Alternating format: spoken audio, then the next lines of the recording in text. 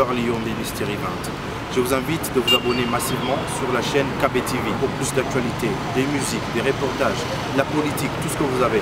Une bonne sauce de la province, une bonne sauce de Kisangani, donc KB TV. Fais ça bien.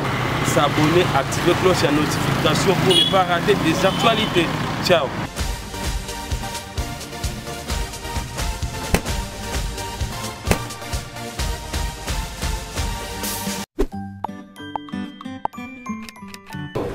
Bonjour monsieur. Bonjour. Comment vous vous présentez au grand public? La meilleure façon de vous présenter au grand public? Je suis docteur Nono Aouka, docteur en médecine et spécialiste en cancérologie. Voilà ma présentation pour le grand. Vous pouvez nous rappeler où nous sommes ici? Et ici nous sommes à la polyclinique du millénaire, située à la commune de Makiso, ville de Kisangani, 6e avenue Pato Boyoma, numéro 9, au fond de la rue. Vous voudrez bien nous parler en quelques lignes de votre cursus universitaire? Le cursus universitaire commence en 2005 à l'université de Kisangani, premier graduat. Nous étions à la faculté des sciences. C'est là où on a tous commencé le tronc commun. Alors j'ai fait toutes ces années-là jusqu'en 2013 quand j'ai mon diplôme de docteur en médecine. Après quelques années de pratique, environ 2 ou 3 ans, je suis allé en Tanzanie pour un master en cancérologie. Et j'ai passé 3 années là-bas, certes assez compliqué, mais je suis quand même revenu et je voudrais servir mon pays. Revenir dans votre pays d'attache, votre pays d'origine.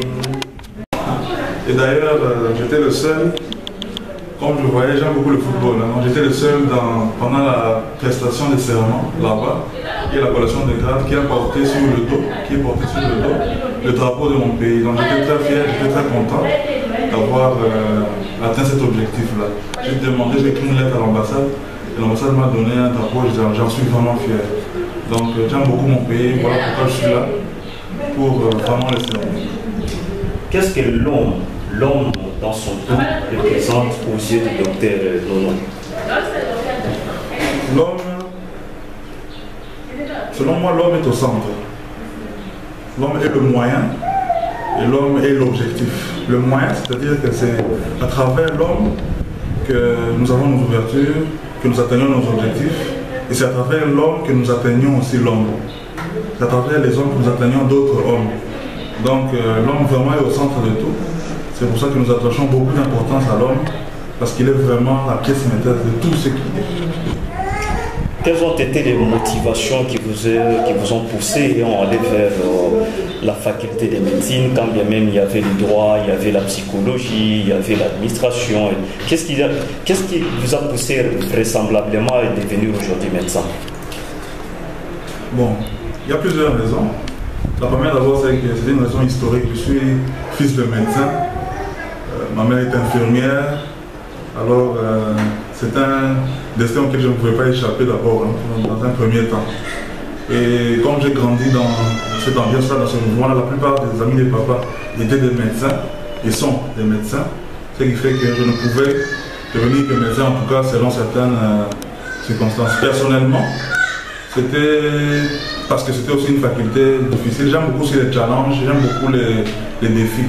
C'est l'une des facultés très compliquées, hein, comme le droit aussi. Ça prend beaucoup de temps. Et je me suis dit que non, en tout cas, je vais faire le maximum pour moi-même et pour la communauté, si possible. Je vais à la faculté de médecine et je vais réussir. C'est comme ça que j'ai choisi la médecine. Oui, comme j'ai dit, 2013, je termine, je vais en training à Nebobongo. Nebobongo, c'est à quelques kilomètres d'ici au Bourg. Je crois que c'est dans le Haut-Ouélé. Dans les Haut-Ouélé. Je vais là-bas, je fais 6 mois de training, je reviens ici. Je fais à peu près la médecine et la profession, c'est la profession. C'est deux choses différentes. Il faut qu'on puisse vous intégrer, il faut qu'on puisse vous donner de l'expérience et qu'on soit. D'accord. La médecine, c'est une autre paire de manches. Traiter, c'est également, en est également une autre. Oui. Vous êtes médecin pratiquant. Vous nous déballez un peu votre secteur de prédilection. Vous nous parlez de votre spécialité. Ma spécialité, c'est le cancer. Je suis cancérologue, oncologue et vraiment fier de l'être. Et ma spécialité est justement, comme j'ai dit, j'aime beaucoup les défis. Le cancer est l'une des dernières énigmes en médecine. Parce que même dans les pays avancés, je vous jure, j'y étais, c'est toujours compliqué de traiter le cancer. Alors, à plus forte raison ici chez nous.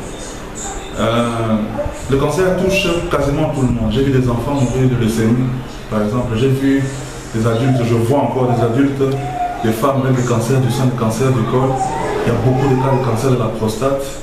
Et le traitement n'est pas si simple que ça, très onéreux. Ce qui fait qu'il y a beaucoup de défis à l'intérieur. Mais à part d'abord l'aspect, j'aime beaucoup votre question sur l'homme.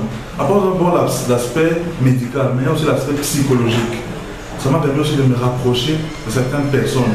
J'ai tissé des liens avec certaines personnes qui m'ont appris les soins palliatifs, par exemple, qu'il faut approcher les gens dans leur totalité. Pas seulement dans l'aspect de leur maladie, dans leur totalité. Leurs parents, leurs enfants, leurs aspirations, parce que tous ces gens-là ont des rêves, tous ces gens-là ont des aspirations, tous ces gens-là ont leur propre vie.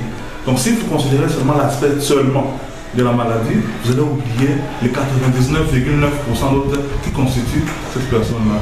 C'est pour ça que ma spécialité est parmi les spécialités qui permettent aussi de non seulement traiter, mais de comprendre aussi l'être humain et d'aller un peu plus en profondeur pour comprendre ce que la personne ressent et où est-ce que la personne veut aller.